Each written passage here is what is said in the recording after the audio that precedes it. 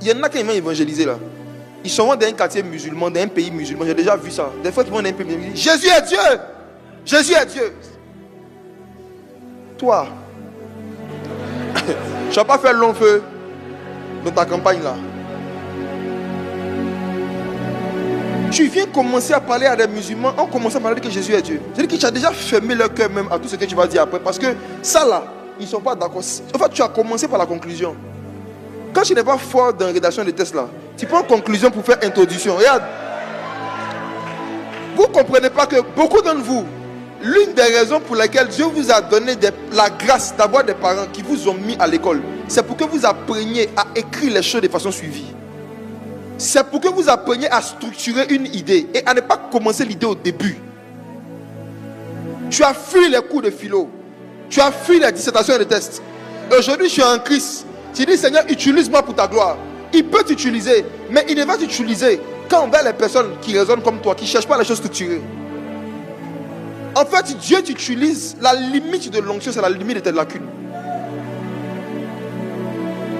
Oui. Dieu va t'utiliser dans les limites de ce que tu as appris ou de ce que tu n'as pas appris. Il y a des matières que vous avez fui.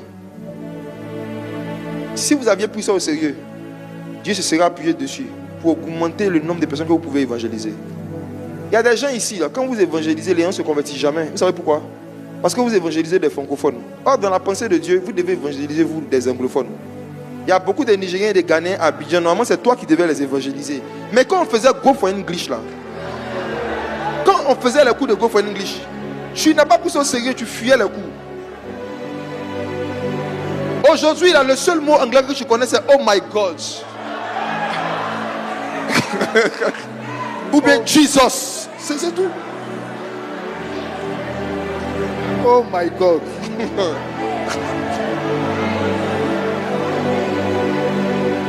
Luc a appris la rhétorique romaine.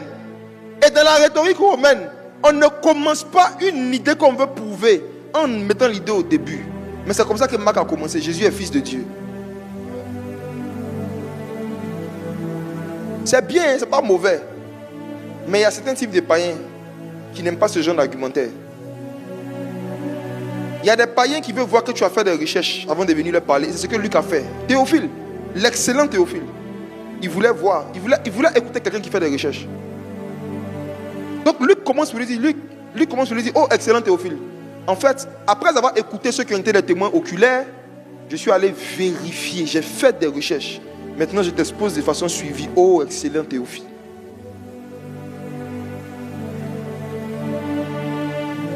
Regardez Luc, commencement de l'évangile. Jésus, fils de Dieu.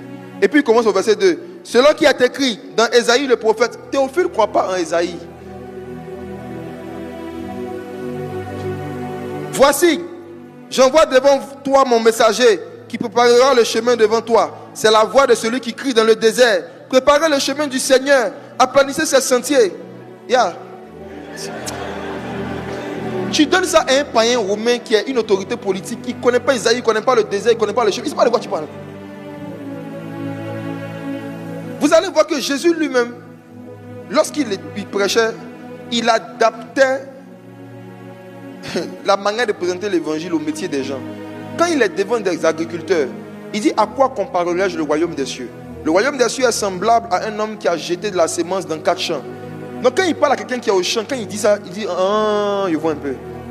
Quand Jésus maintenant veut évangéliser ceux qui sont dans le domaine de la pêche, il dit, à quoi comparerai-je le royaume des cieux?